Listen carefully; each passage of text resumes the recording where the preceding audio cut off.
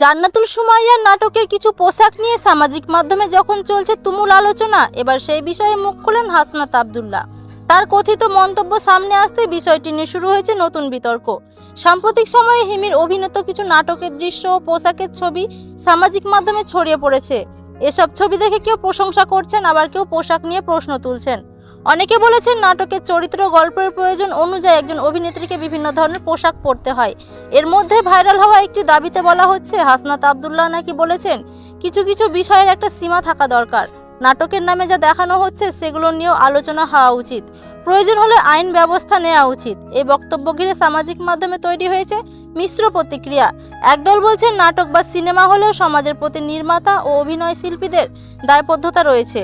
অন্যদিকে অনেকে বলছেন কোনো দৃশ্য বা পোশাকের বিষয়ে মন্তব্য করার আগে সেটি কোন গল্প বা চরিত্রের অংশ সেটাও দেখা জরুরি। তবে এখানে একটি বিষয় পরিষ্কার করা দরকার, হাসনাত আব্দুল্লাহ সত্যি এমন মন্তব্য করেছেন কিনা তা নির্ভরযোগ্য প্রমাণ ছাড়া এটিকে নিশ্চিত খবর বলা যাবে না। তাই সামাজিক মাধ্যমে ছড়িয়ে পড়া এই বক্তব্যকে আপাতত ভাইরাল দাবি হিসেবেই দেখুন। ধন্যবাদ।